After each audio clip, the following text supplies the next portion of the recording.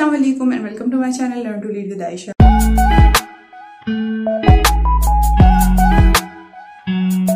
This is the second part of Russian Revolution of 1917. If you have not watched part 1 yet, the link is in the description. Click on that and watch part 1 first and then come back to this. Russian Revolution के events देख लेते हैं. उसका first phase जो start हुआ था 23rd February को हुआ था. उस टाइम पे रशिया जूलियन कैलेंडर फॉलो करता था और अब भी जहाँ मार्च 8th को वुमेन डे सेलिब्रेट करते हैं उनके लिए वो 23rd February था. एक मतलब MCQ भी आया IR के पेपर में कि इंटरनेशनल वुमेन्स डे क्या है, उसमें 8 मार्च का ऑप्शन नहीं था तो उसको फिर 23rd February मार्क करना था. लेकिन स्टूडेंट्स ये कह रहे थे कि आउट ऑफ कोर्स आ गया, कहाँ से आ गया MCQ, इंटरनेशनल रिलेशंस में वुमेन्स डे का क्या काम है, ये तो जनरल स्टडीज में होना चाहिए था.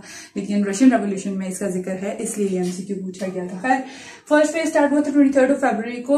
औरतों ने प्रोटेस्ट स्टार्ट कर दी थी बिकॉज ऑफ ब्रेड शॉर्टेज. खाने को कुछ नहीं था, जैसे कि मैंने आपको पहले बताया कि पीजेंट्स की रूरल पॉपुलेशन की तादाद बहुत ज्यादा थी. तो उन्होंने प्रोटेस्ट स्टार्ट की पेट्रोग्राड में. Petrograd was the capital of Russia at that time.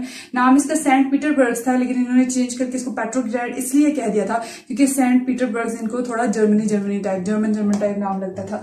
खैर अगले दिन क्या हुआ, और लोगों ने भी इन प्रोटेस्ट को ज्वाइन कर लिया और टोटल 200,000 लोग हो गए. और 25th February को फिर बिल्कुल नेक्स्ट डे इनको स्टूडेंट्स ने भी ज्वाइन करना शुरू कर दिया और यूं प्रोटेस्टर्स की तादाद ज्यादा होती चली गई. 26th February को क्या हुआ, एम्परर ने इनके ऊपर फायर ओपन करवा दिया.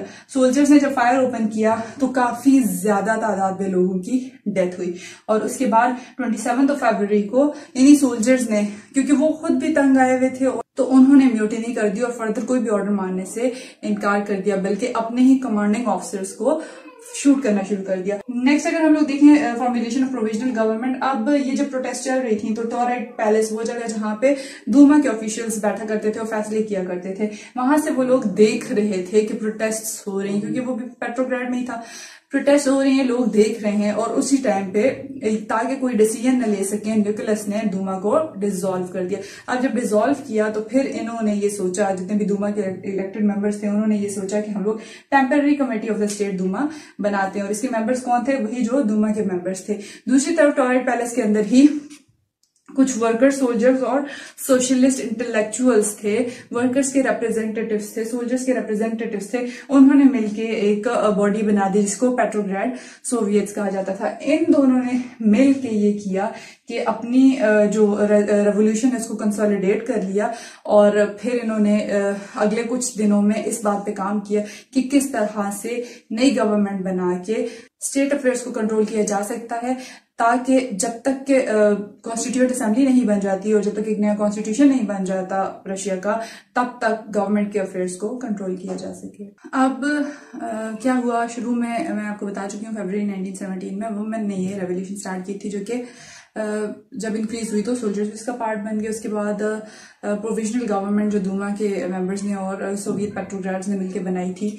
तो उसके बाद क्या हुआ, उसके बाद अलेक्जेंडर केरेंस्की की जहां तक बात है तो अलेक्जेंडर केरेंस्की वो वाहिद बंदा था जो कि प्रोविजनल गवर्नमेंट और सोवियत एग्जीक्यूटिव कमेटी दोनों में बैठा करता था जाके. और सोशलिस्ट जो थे वो एक तरफ, अब लोग डिवाइडेड थे तो इसलिए डुअल अथॉरिटी थी कि जो सोशलिस्ट थे वो रिफ्यूज करते थे प्रोविजनल गवर्नमेंट को, वो नहीं चाह रहे थे कि प्रोविजनल गवर्नमेंट हो. और दूसरी तरफ सोवियट्स जो हैं वो कह रहे थे कि प्रोविजनल गवर्नमेंट होनी चाहिए as long as it acts on whatever soviets want.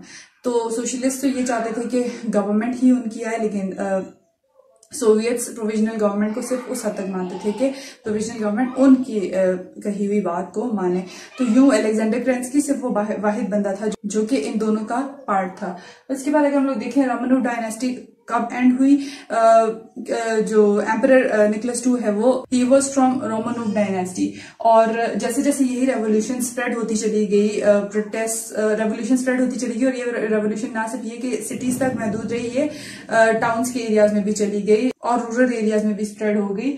तो उसके बाद क्या हुआ कि मिलिट्री रूलर्स ने निकोलस II को ये कहा कि वो रूल छोड़ दे और उसको एब्डिकेट कर दे फॉर माइकल. माइकल निकोलस का भाई था. निकोलस खुद ये चाहता था कि उसके बेटे को रूल मिले, लेकिन क्योंकि उसके बेटे की हेल्थ ठीक नहीं थी, उसको हीमोफीलिया था, इस वजह से वो ये बात मान गया कि माइकल के लिए थ्रोन को मैं छोड़ दूं. लेकिन 3rd March को माइकल ने रूल लेने से इनकार कर दिया, और जब इनकार कर दिया तो फिर रोमनोव डायनेस्टी का एंड हो गया, क्योंकि निकोलस II को तो हटाना ही था, सब उससे डिससेटिस्फाइड थे। यूं रोमनोव डायनेस्टी खत्म हो गई। उसके बाद लेनिन वापस आया 1902 में। जब मैंने आपको बताया था कि बोल्शेविक्स और मेंशेविक्स में डिवाइडेड थी पार्टी, तो बोल्शेविक्स को लेनिन लीड करता था, लेकिन उस टाइम पे लेनिन एग्जाइल में चला गया था, और 16 इयर्स बाद अब जब एग्जाइल से लेनिन वापस आया था तो इस टाइम पे प्रोविजनल गवर्नमेंट स्ट्रगल कर रही थी, और प्रोविजनल गवर्नमेंट जितने भी रिफॉर्म्स थे वो लाने की कोशिश कर रही थी, लोगों के इश्यूज को रिजॉल्व करवाने की कोशिश कर रही थी, लैंड रिफॉर्म्स लाने की कोशिश कर रही थी, लेकिन प्रोविजनल गवर्नमेंट से ये काम हो नहीं रहा था क्योंकि प्रोटेस्ट बहुत ज्यादा थी। तो फिर क्या हुआ, लेनिन ने ओवरथ्रो कर दिया प्रोविजनल गवर्नमेंट को और उसको रिप्लेस किया विद सोवियट्स की गवर्नमेंट से, सोशलिस्ट गवर्नमेंट बना दी, जो कि जिसको सोवियट्स चला रहे थे, और जितने भी एंटी सोशलिस्ट थे उनके साथ बिल्कुल भी कोई कोऑपरेशन नहीं की जा रही थी। इसने ऐलान कर दिया था कि कोई एंटी सोशलिस्ट है उसके साथ कोई कोऑपरेशन नहीं होगी। इसने डिमांड किया कि वॉर को खत्म कर दिया जाए। 1917 था, 1914 से रशिया वॉर में था, और इस 1917 की रेवोल्यूशन के बाद ही रशिया वॉर से निकला था। तो वॉर को खत्म करने के लिए डिमांड किया, और लेनिन ने ये अनाउंस किया कि वो रेडिकल रिफॉर्म्स लेके आएगा, वो रिफॉर्म्स जो कि लोग चाहते हैं। अब देखते हैं अप्रैल से जुलाई तक क्या क्राइसिस हुए थे। प्रोविजनल गवर्नमेंट का क्राइसिस स्टार्ट हो गया था। वो क्राइसिस इसलिए स्टार्ट हुआ था कि जो फॉरेन मिनिस्टर थे पॉल बिलियोकॉफ, इन्होंने ये डिसाइड किया था कि वॉर हम लोग कंटिन्यूड रखेंगे। एक तरफ प्रोटेस्ट थी और ये डिसीजन ले लेना कि वॉर में हम लोग अभी रहेंगे, हम वॉर में से एग्जिट नहीं कर रहे। तो प्रोविजनल गवर्नमेंट का जब क्राइसिस स्टार्ट हुआ तो डिमॉन्स्ट्रेशंस मजीद बढ़ गई। अब डिमॉन्स्ट्रेशन जब बढ़ी तो फिर प्रोविजनल गवर्नमेंट को इन्होंने रीऑर्गेनाइज किया। जब रीऑर्गेनाइज कर दिया तो एक कोalition बना दी। कोalition में मॉडरेट सोशलिस्ट थे और साथ में एंटी सोशलिस्ट थे। जहां तक बोल्शेविक्स की बात है वो रेडिकल सोशलिस्ट थे। तो मॉडरेट सोशलिस्ट ने और एंटी सोशलिस्ट ने मिलके एक दोबारा से कोalition बना लिया और नई प्रोविजनल गवर्नमेंट बन गई, लेकिन बोल्शेविक्स इस गवर्नमेंट से अलग रहे। उसके बाद समर 1917 में फूड शॉर्टेजेस थी, इकोनॉमिक हार्डशिप्स थी। फिर उसके बाद जून में एक और अनसक्सेसफुल मिलिट्री ऑफेंसिव हो गया, रशिया को एक और फ्रंट के ऊपर डिफीट देखना पड़ी। तो फिर वॉर के बारे में लोगों का डिस्कॉन्टेंट मजीद बढ़ गया। उसके बाद जुलाई डेज 3rd to 5th जुलाई को जुलाई डेज कहा जाता है, क्योंकि इसमें बहुत ज्यादा प्रोटेस्ट शुरू कर दी थी वर्कर्स ने, और ये डिमांड करना शुरू कर दिया था कि पावर सोवियट्स को दी जाए। इस टाइम पे फिर क्या हुआ, इन वर्कर्स को सप्रेस किया गया और बोल्शेविक्स को फोर्स किया गया कि वो हाइडिंग में चले जाएं। खैर फिर भी सप्रेस करने की जब कोशिश की गई तो प्रोटेस्ट मजीद बढ़ी, और उस टाइम पे जो प्राइम मिनिस्टर थे प्रिंस लिवोव, इन्होंने रिजाइन कर दिया और एक और नया कोalition बना, और फिर केरेंस्की को एज प्राइम मिनिस्टर इलेक्ट कर लिया गया। केरेंस्की की लेनिन से नहीं बनती थी, और केरेंस्की ने जब ये देखा कि लेनिन का जो एंटी वॉर स्टांस है, क्योंकि हम पहले देख चुके हैं कि लेनिन यही चाहता था कि वॉर खत्म हो जाए, वर्ल्ड वॉर 1 में से विड्रॉ कर लिया जाए, तो उसका जो एंटी वॉर स्टांस था उसको बहुत ज्यादा पॉपुलैरिटी मिली। तो केरेंस्की ने ये किया कि लेनिन को डिक्लेयर कर दिया कि लेनिन एक जर्मन स्पाई है। उस टाइम पे लेनिन को फिर मुल्क छोड़ के जाना पड़ा, लेनिन चला गया, लेकिन लेनिन दोबारा से वापस आया और फिर से बोल्शेविक्स को उसने लीड करना शुरू कर दिया। लेकिन लेनिन के वापस आने से पहले भी कुछ इवेंट्स हुए थे। वो क्या हुए थे, जो उस टाइम पे कमांडर इन चीफ थे मिलिट्री के, जनरल लेव कॉर्नेलोव, इन्होंने ये किया था कि इनको ये लगता था कि अगर बोल्शेविक्स ने प्रोटेस्ट करते रहे तो गवर्नमेंट को खतरा हो सकता है और बहुत ज्यादा एनार्की बढ़ जाएगी। तो इसलिए इन्होंने क्या किया, इन्होंने पेट्रोग्राड में जितने भी ट्रूप्स थे उनको ये कहा कि गवर्नमेंट को प्रोटेक्ट करने के लिए आ जाए, तो ट्रूप्स समन कर लिए। उसके बाद क्या हुआ, अब केरेंस्की को ये लगा कि कमांडर इन चीफ ने ट्रूप्स तो बुला लिए, कहीं ये ना हो कि मैं प्राइम मिनिस्टर हूं तो मेरी गवर्नमेंट को टॉपल करने के लिए बुलाए हों। तो फिर केरेंस्की ने, अब क्योंकि लेनिन था नहीं, बोल्शेविक्स को लीड करने वाला कोई था नहीं, और लग ये रहा था कि बोल्शेविक्स की मूवमेंट बिल्कुल खत्म हो जाएगी, लेकिन केरेंस्की ने बोल्शेविक्स से अब असिस्टेंस मांगी, और क्योंकि बोल्शेविक्स को लीड करने के लिए कोई था नहीं, उन्होंने भी केरेंस्की को असिस्टेंस दी।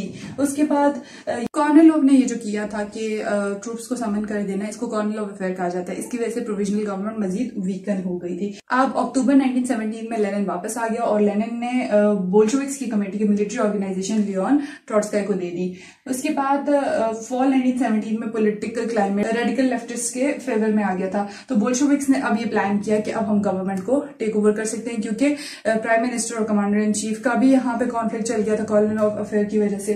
तो एक तरफ लेनिन, दूसरी तरफ मॉडरेट बोल्शेविक्स थे। लेनिन ये चाह रहा था कि हम लोग फौरन से we should take over the government, और मॉडरेट जो बोल्शेविक्स थे वो ये चाह रहे थे कि हम लोग वेट करें टिल सेकेंड कांग्रेस, मतलब कि प्रोविजनल गवर्नमेंट है, इलेक्शन तो करवाएगी तो वेट कर लेते हैं इलेक्शन तक।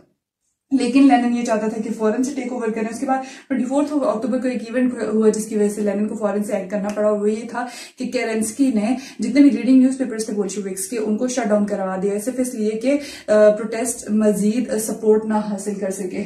उसके बाद क्या हुआ, अब बोल्शेविक्स ने एक्ट किया, और ये बोल्शेविक्स ने कोई वायलेंट मूवमेंट नहीं स्टार्ट की थी। बोल्शेविक्स ने छोटे छोटे ग्रुप्स की फॉर्म में जितने भी स्ट्रेटेजिक पॉइंट्स थे और जितने भी ब्रिजेस थे, रेलवे नेटवर्क्स थे, उन सब के ऊपर जाके उनको कैप्चर कर लिया, और यूं ये हुआ कि सारी की सारी मशीनरी ऑफ द गवर्नमेंट जाम हो गई। अब क्रेंस्की ट्रूप्स भी नहीं बुला सकता था क्योंकि कॉर्नल ऑफ अफेयर की वजह से, तो फिर क्रेंस्की भाग गया कंट्री में से। और जहां तक बात है बोल्शेविक्स की, तो बोल्शेविक्स और मेंशेविक ये दोनों सोवियट्स थे ना, तो इन्होंने जो मूवमेंट स्टार्ट की थी वो तो सोवियट्स के नाम पे स्टार्ट की थी, लेकिन मेंशेविक्स को इनसे कॉन्ट्रडिक्शंस थी।